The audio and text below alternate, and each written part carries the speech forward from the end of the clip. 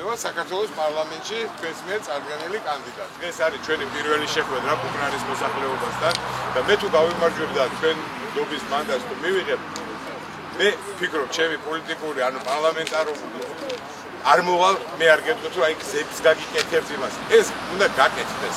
ეს მე ვიქნები ამის გარანტია, რომ თავრობას ყველა მათ რახის ქვეშ რო ყავდეს, რომ ეს გზა გასაკეთებელია. იმიტომ რომ პოლიტიკოსი უნდა ქმნიდეს იმ კანონებს, რომელიც უზრუნველყოფს თავრობის პასუხისმგებლობას ამ კანონების შესრულებას.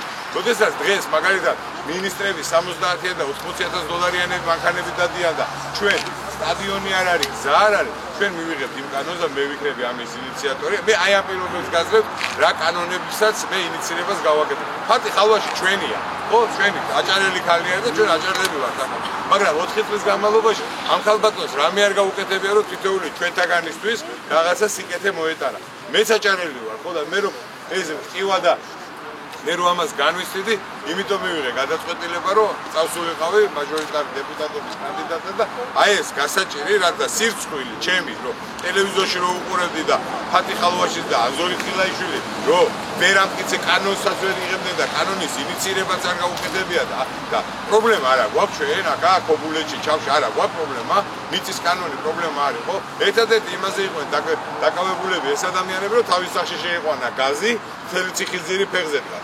დამტკიცებული პროექტი დამალ ადამიანმა და თავის სახში შეიყვანა გაზი და სოფელი დატოვა გაზის გარეშე. გამარჯვების შემდეგ ჩემი საარჩევნო შტაბის მაჟორიტარი დეპუტატის შტაბი სადაც არის ბათუმში იქნება ჩემს სახლში. მე არ დამჭირდება იმ 5,000 ლარის კიდე ბიუჯეტიდან გამოხრავა, რასაც აკეთებენ პარლამენტარები და იქ თავისი ძმაკაციშვილების და ახლობლების დასაქმება. არა, ის შტაბი იქნება ჩემ პირად სახლში. მოვლენიკა და იურიდიულ და ეკონომიურ საკითხებზე კონსულტაციას გაივლიან უფასოდ.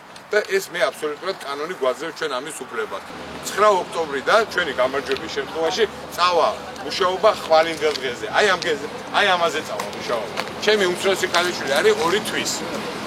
და აი ამ გეზზე წავა მუშაობა ჩვენი, რომ აი ესენი იყვნენ. კარგად და ის უბედურება, რაც მაგალითად ჩემმა თაობა 90-იან წლებში რაც გამოვიარეთ და მთელი ჩემი ბავშვობის მეგობრები და ახლობლები, რომ ზოგი აფხაზეთში, ზოგი სამაჩაბლოში, ზოგი თბილისის ომის დროს დაიღუპნენ, ხო?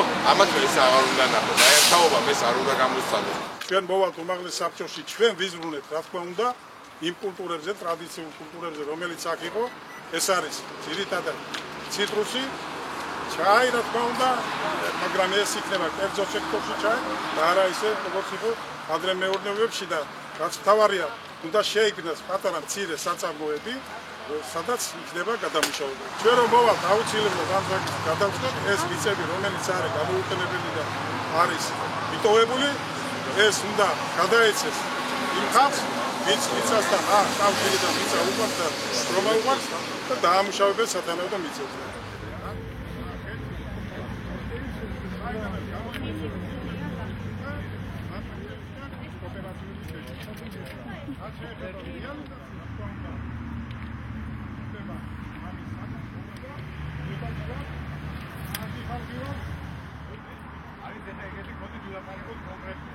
ჩამოსკდა მიწა, ვაცნობეთ ხელისუფლებას, არანაირი ღონისძიება არ ჩატარდება. ეხლა რისი პროგრამა თქვენთან? კი ბატონო.